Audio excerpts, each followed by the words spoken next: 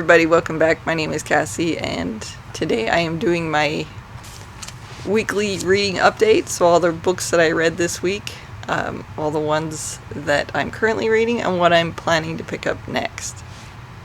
So I finished 6 books this week. I guess it's the week of Thanksgiving. I don't know if I'll have more or less time to read over the holidays, but that could go either way. So I might have more next week. So the first book that I finished was Why We Don't Die in Dreams by Debbie Zello. And I guess this is part of the series of Why We Don't Die in Dreams. And this follows 3 people who dream about each other, and I think they're actually just one person. I don't know. It was just weird, and I don't feel like it was executed well. I don't know if they all exist like on the same plane or what, and there were just too much. It almost seems like there was too much going on, but the author didn't really do a good job of switching from one to the other, and there was way more S&M stuff than I would ever be comfortable with in a book. So it's just, I'm sure other people liked it, but this was just not for me. I'm almost embarrassed that I read it. The next one that I finished was The Crimson Campaign by Brian McClellan. This is the second book in the Powder Mage trilogy, and I really liked this one. This was a fun kind of fantasy flintlock, and we follow a commander who's fighting a war. I think it's considered a military fantasy, and he's trying to. So he did something in the first book which apparently he thought that he completed, but apparently he didn't, and so it's causing all sorts of problems because he did something that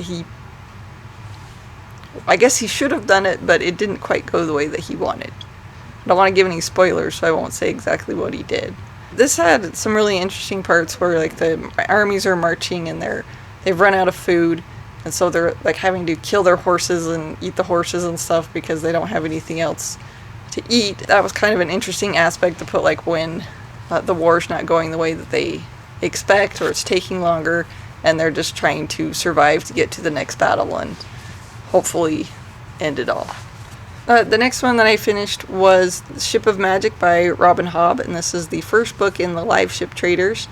This was really cool. Like, I liked how everything was kind of spelled out in here, and the live ships are these ships that 3 generations of a family will die on this ship, and then the ship becomes like a living being.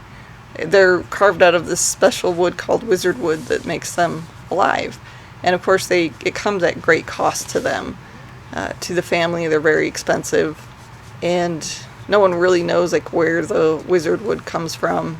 And I thought that it had just like enough of intrigue, and there's pirates, and the pace at which things were unveiled was kind of spot on for me, you know, as you're uncovering a couple of secrets. And there are people that in this book that I'm like, oh, I just hope they die, and some of them didn't die in this book, so I'm maybe in the future ones they will, and I would not be sad about that. And it was really awesome. Loved it. Hoping to continue the series soon. The next one that I read was Lord of Goblins Volume 1 by Michael Werbrouck. I guess this is a story of how reincarnation goes wrong. So we have a Lev who is like a fighter, and it seems kind of like a science fiction-y type era where he's in spaceships and spacesuits and fighting for freedom, and has made like a lot of progress in his life, and he dies, and he's reincarnated as a goblin slave. So now it's more like a fantasy. I guess it was okay. I mean, it was just kind of a really basic story. The illustrations were pretty good in it, though. But it was just okay. The next one that I finished was For Crying Out Loud, Women's Poverty in the United States. And this is an edited book it was edited by Diane Dujon and Anne Withorn. And this is just kind of a compilation of several essays about how poverty is affecting women in the United States. And it was written in 1996, and I can't say that I feel like a lot has changed since then. So it really did bother me, even though I don't feel like there was anything that I didn't know. it made me think about how the service and stuff that we have set up for people in poverty, especially women and minorities, does not meet the needs of their lives and their families.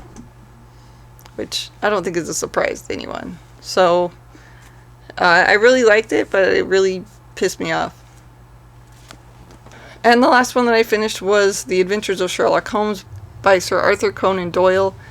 And this is one of the books in the Sherlock Holmes series. I'm not sure that they have like a specific order that they're supposed to be read in sometimes. I know that the two books were first, and this is just a collection of short stories. And there's a couple more short story collections and then a couple of more books. I mean, I think everybody has heard of Sherlock Holmes. It was kind of fun to go and read the original Sherlock Holmes stories. Obviously, like, due to the time period it was written, there is some sexism and different things like that. And I will say, like, Sherlock Holmes, I guess I always kind of imagined that he was kind of this really morally superior character and he's always doing things for the right reasons. No, he's not. All he cares about is solving whatever mystery has piqued his interest, and it has to be something that he finds fascinating or interesting. Prior to reading some Sherlock Holmes this year, the only one that I had read was The Blue Carbuncle, which is one of the short stories. And I have to say, like, it was okay. And so that's probably why I never thought about picking up any more Sherlock Holmes. But I'm glad I did. It's always fun to read classics. Okay, so those are all the books that I finished this week. And here's all the books that I'm currently reading. So currently I'm reading What I Lost by Alexandra Ballard. And this is a young adult contemporary. It's follows a girl with anorexia and her desire to be a size 0 and all of the consequences that come with that. Obviously, she's now in a treatment facility. You can definitely see where she gets her bad relationship with food when she talks about her parents and things that are going on. She really sounds like quite a teenager. I should finish it today or tomorrow. The next book that I'm reading is The Shadow of What Was Lost by James Islington. And this is the first book in the Lucanus trilogy. And this follows a kid who has like some royal blood, but the royal family was deposed and there was a rebellion. It's now anyone that can do magic, they don't kill them, but they're definitely shunned by society and they're not allowed to do certain things. And so we followed these kids at a school who are what they call gifted, and this other kid who has some other abilities to go along with being part of the royal family, and he really can't tell anybody because they're forbidden. So his natural abilities are forbidden. Yeah, so I'm really enjoying this. There's some cool things going on in it so far. This is obviously a fantasy series. The next one that I'm reading is The Asylum by John Harwood. And this is about a woman who wakes up in this asylum and she can't remember the last few months. The doctor there tells her she's had a seizure. She checked in the day before under a different name. Like, nothing in there belongs to her. She has her suitcase that has her clothes in it, but they're not her clothes. And she had voluntarily admitted herself, and now she's trying to get them to like contact her family, and her family says, no, like, my niece is here. I don't know what you're talking about. Whoever that is an imposter. We're kind of like trying to unravel what's going on. So far, it's fairly interesting. And then I'm also working through Lodestar by Shannon Messenger. This is the 5th book in the Keepers of the Lost City. And I've started to notice, like, there's some things that are bothering me a little bit about the series. It follows a girl named Sophie who finds out that she's an elf. She can read people's minds. And she finds out that she is, like, kind of this weird elfin experiment. She was raised by humans, so she's taken from their family and brought back to the elves, where everyone has certain abilities. So being able to read people's minds isn't that big a deal. Like, this is definitely one of those books where, like, oh, everyone's so beautiful because all the elves are just so pretty. They should all be movie stars. Maybe all the movie stars are elves. I don't know. Everything that they eat, like all their food and stuff, tastes like candy. Yeah, I guess that'd be some kids' fantasy come true, but I don't know, there's more to life than eating candy. Or I guess some stuff tastes like pizza and nachos and stuff like that, but everything tastes really good no matter what. All the animals, like, they're all cute and fluffy and amazing, except they all stink. And then I guess I would think that if these are the elves and they care a lot about animals and that kind of stuff, why are they making all the animals be vegan? They should know, like, as long as they've been around, that there's a balance in nature and that you have to have predators and you have prey, and like, that's okay.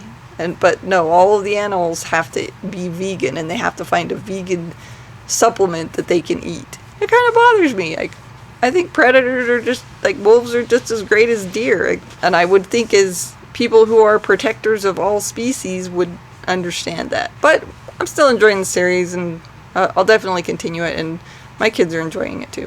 Alright, so those are all the books that I'm currently reading. When I finish those, these are the ones that I'm going to pick up next. The first one will be Bunny by Mona Awad. I know this is like a dark academia. I'm not sure if I'm excited about it or not. I've heard some strange things about it, so we'll see how it goes. And then I will pick up Cursor's Fury by Jim Butcher. This is the third book in the Codex Alera series. This is the series that's based on the Roman Empire and Pokemon. And we follow Tavi, who does not have a Fury, which are like elemental companions. But in the last book, we kind of found out that there's something special about him. We just don't know what. So hopefully we'll uncover that a little bit. And then I'll also pick up the Kingless Land by Ed Grenwood. And this is the first book in the Band of Four. And this is a fantasy series about a land that has no king and it's kind of falling apart, and there's a prophecy about them finding a sleeping king and waking him so that he can be king, I guess. Alright, so those are all the books that I finished this week, what I'm currently reading, and what I plan to pick up next. Starting this week, I'll be putting out some videos where I'm reacting to the Wheel of Time series, because I really enjoy the book series and I'm watching the show on Amazon, so I'll be putting some of that out. So if you liked the video, please like and subscribe, and I will see you next time. Thanks.